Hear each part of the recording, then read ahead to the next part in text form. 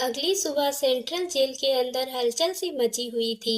एक कैदी जिसका नाम राजेश था और उसकी पत्नी का नाम रेखा था, जिसे एक अमीर घर के बच्चे मार डालने के आरोप में उम्र कैद की सजा हुई थी और उसे अगले ही दिन फांसी पे लटकाया जाना था। तो वहां के जेलर ने उस कैदी से पूछा कि तुम्हारी आखिरी इच्छा क्या है।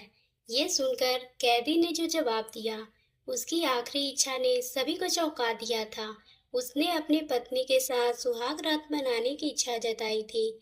जेलर ने ये सोचा कि इसकी आखिरी इच्छा है तो इसे पूरी करना कैदी का अधिकार है। तो जेलर ने कुछ पुलिस वालों को बुलाया और उस कैदी राजेश और उसकी पत्नी को एक रात के लिए सुहाग रात मनाने की उसे अनुमति दे दी। उसी दिन रात के समय जेलर के एक अलग हिस्से में एक कमरा तैयार किया गया, जहां उस राजेश और कैदी की पत्नी को वहां लाया गया, उस कमरे में भेज दिया गया।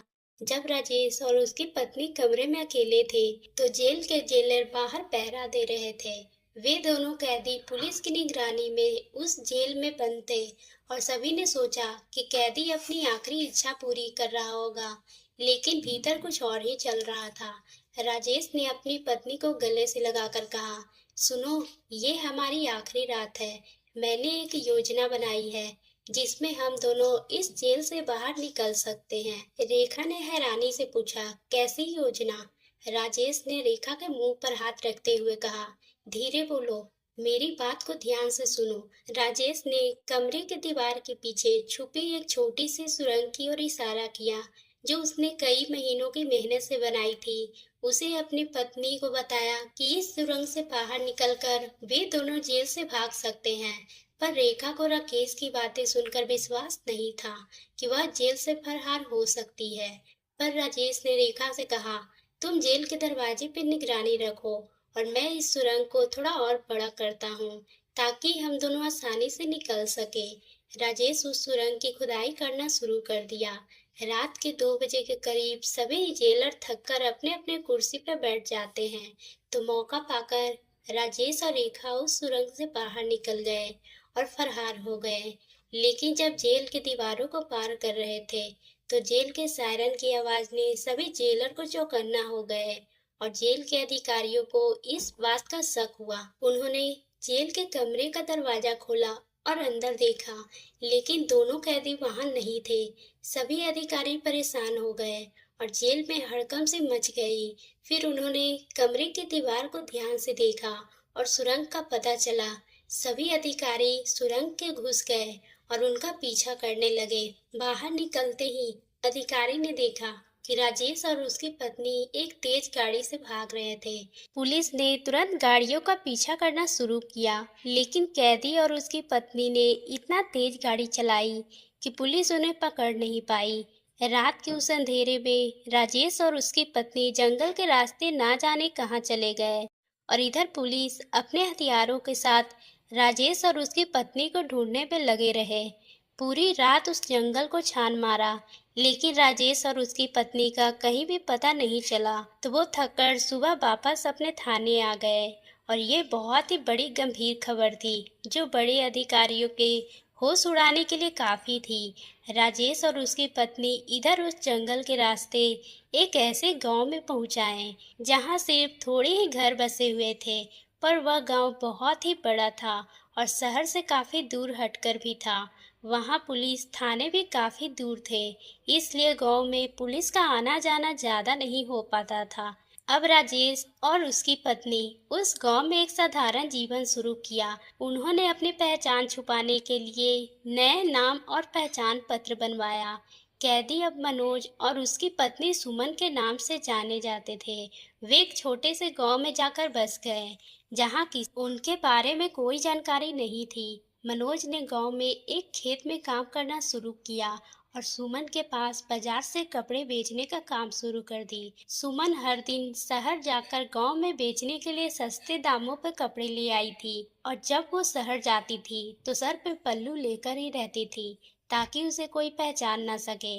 और इस तरह सुमन और मनोज उस शहर वाले से छुपकर अपने खुशी से जिंदगी बिता रहे थे।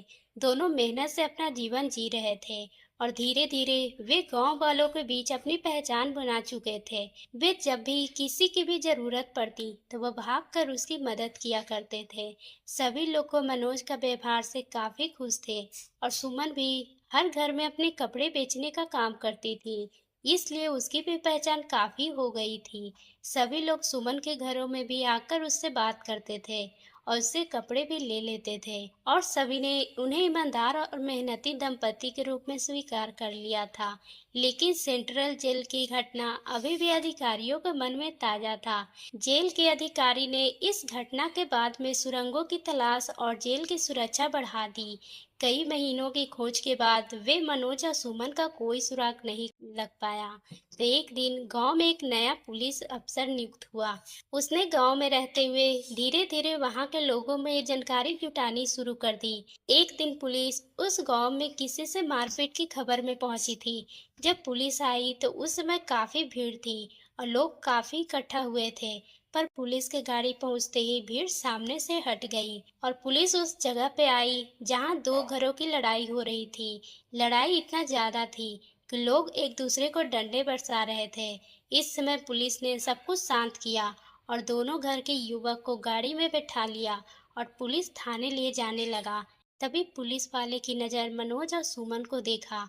उसे कुछ शक सा हुआ क्योंकि उसके चेहरे को जाने पहचाने से उस पुलिस वाले को लगने लगी थी, पर वह पूरी तरह से पहचान नहीं पा रहे थे। इसलिए उस समय वह कुछ नहीं बोला और चुपचाप अपनी गाड़ी लेकर थाने की ओर चल दिया। कुछ महीने उसने बारे में जानकारी जुटाना शुरू कर दिया। एक दिन उस गांव के थानेदार को सेंट्रल जेल जाना था क्योंकि वह उसे कुछ कानूनी कार्रवाई से काम सौंपा गया था। और जब वह वहां पहुंचा तो कुछ अधिकारियों से उसे पता चला कि सेंट्रल जेल में एक ऐसा कैदी था जो अपनी पत्नी के साथ जंगल के रास्ते भाग चुका था। उस समय भी वह थानेदार उन दोनों का फोटो नहीं देख पाया क्योंकि उसने फाइल कहीं दस्तावेज दबे हुए थे और उस घटना के बारे में सिर्फ उसके दिमाग में ही थे। पर जेलर की बातें सुनकर उस थानेदार को थोड़ा शक और भी ज्यादा बढ़ गया क्योंकि वह भी मनोज और सुमन की पिछली जिंदगी के बारे में सारी सच्चाई जानने की सबूत जुटा रहा था। पर उसने पाया कि मनोज और सुमन के पास उसके पिछले जीवन की कोई ठोस जानकारी नहीं थी। उसने सोचा वे दोनों शायद किसी अपराध में शामिल हो सकते हैं। उसने अपनी रिपोर्ट और वरिष्ठ अधिकारी को भेजी और कहा इन्हें पकड़ने के लिए ये एक योजना बनाई जाए। मोहन और सुमन को इस बात का अंदेशा नहीं था कि उनकी पहचान का खुलासा हो सकता है।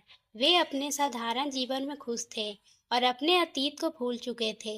लेकिन एक रात पुलिस ने उसके घर पर छापा मारा और उन्हें गिरफ्तार कर लिया। जब उन्हें वापस सेंट्रल जेल लाया गया तो सभी अधिकारी हैरान थे।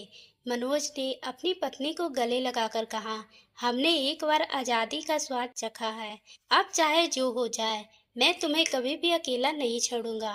जेल में उन्हें फिर से कैद कर लिया गया। उन्हें खिलाफ नए सिरे से मुकदमा चलाया गया। लेकिन इस बार मनोज और सुमन ने साहस के साथ जेल के अंदर भी एक नई क्रांतिकारी की शुरुआत की। उन्होंने जेल के और कैदियों के साथ मिलकर जेल के प्रशासन के खिलाफ आवाज उठाई और अपने अधिकारों की मांग की। इस संघर्ष ने पूरे देश में हलचल मचा दी और सरकार को जेल सुधारों पर ध्यान देने के लिए मजबूर कर दिया। तो दोस्तों, आपको ये कहानी कैसी लगी? अगर पसंद आई हो तो आप मेरे चैनल को सब्सक्राइब करना ना भूलें और बेल आइकन को भी प्रेस कर लें।